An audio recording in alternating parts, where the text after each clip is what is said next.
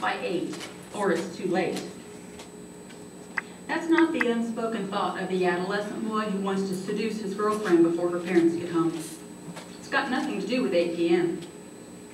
6 by 8, or it's too late, is the motto for the North American Man-Boy Love Association, or NAMBLA, and they mean 8 years old.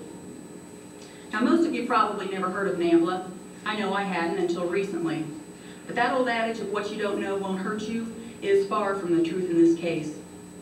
In fact, by the time I'm finished speaking with you, I think you'll agree with me that NAMBLA is a parent and child's worst nightmare.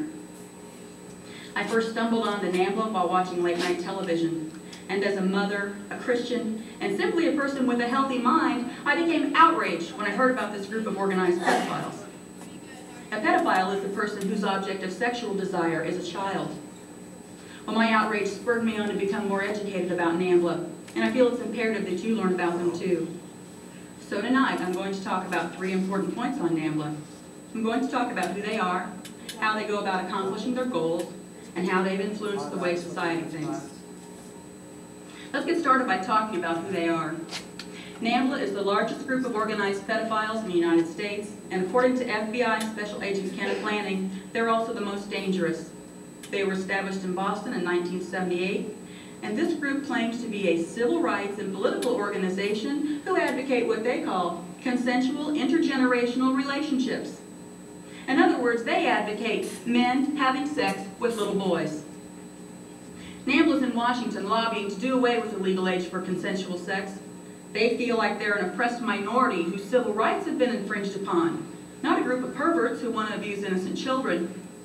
They're trying to convince the public that it's healthy and psychologically beneficial for a boy to have sex with a man. And you know what the scary part is? Officials and professional educators are showing signs of agreeing with them. And I'll show you that in just a little while. Many of NAMBLA's members are intelligent, educated men who work professionally with children. Therefore, they have easier access to your sons and mine. For example, the editor of their monthly newsletter is a public school teacher in New York. His name's Peter Melzer, and he's published an article entitled, "In Praise of the Penises," or, quote, "How to Make That Special Boy Feel Good." Now, I can't speak for everyone here, but personally, I don't want a man like Peter Melzer in charge of my son's classroom. Although NAMBLA claims they support youth liberation and empowerment of young people, a drug and alcohol counselor for the New Hampshire State Department of Corrections knows differently. His name's Floyd Jositis, and he infiltrated NAMBLA and said that children were being abducted and used from one pedophile house to another all across the country. He also said that child pornography was just being traded off like playing cards. And last month, the New Hampshire police found NAMBLA material in a car thought to be used in the abduction and murder of a 10-year-old boy, according to the Associated Press. So you can't help but wonder when you see a child's face on the back of a milk carton, or go into Walmart and see all the posters of the missing children on the wall, if some of these kids weren't victims of NAMBLA too. And you might also be wondering just how big of a problem is this? What's the likelihood of your child in a small town like Kokomo becoming a victim? Let me share some statistics I found on the internet. The Omaha, Nebraska Police Department estimates that there are at least 500 known pedophiles in the Omaha area. And the U.S. Department of Justice says that a typical pedophile will molest at least 77 children before he's caught. And most of them are never caught. That would indicate that there are literally thousands of kids in the Omaha area who become victims. Now, being the sister of a police investigator in the small town of Wabash and having been married to a police officer, believe me when I tell you that small towns have their share of pedophiles too. Now, their crimes might not always be reported in the newspapers, but they're being committed nonetheless. Now that we've taken a look at who NAMBLA are, let's look at how they go about accomplishing their goals, or what makes them so dangerous to our kids. Their credo is, the North American Man-Boy Love Association is both political and educational. We work to organize support for boys and men who have or desire consensual, sexual, and emotional relationships, and to educate society on their positive nature. This credo is inside each of their monthly newsletters called the Bulletin.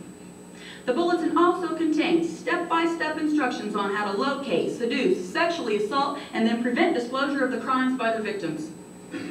The Bulletin contains an article entitled Entrapment of the Month, which alerts its members to our government's child pornography sting operations.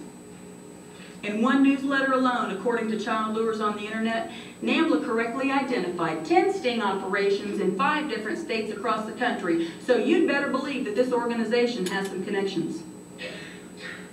Now, in attempting to accomplish their goals, NAMBLA mails their publications free of charge to hundreds of imprisoned pedophiles. That new state prison is going to be built up here at Grissom, practically in my backyard. So you can imagine how thrilled I was to learn that month after month, NAMBLA's training the imprisoned pedophile how to molest a little bit better so that he doesn't get caught the next time. I guess the imprisoned pedophile isn't really a threat to our children. What happens after he serves his time? He gets out of that prison. And then is he literally going to be in your backyard? Now, in addition to their monthly publications, NAMBLA accomplishes their goals by attending political rallies, conventions, and conferences. They get on the internet and swap ideas on how to abduct and abuse children. In fact, Child Lure says that pedophiles meet anonymously on the net and exchange their victims' names, descriptions, and even their photographs. So if all this information isn't enough to make you realize that we've got a serious problem here, strap on your seatbelts, because here's where the ride gets really wild. Now I'm going to show you how NAMBLA's influenced the way society thinks.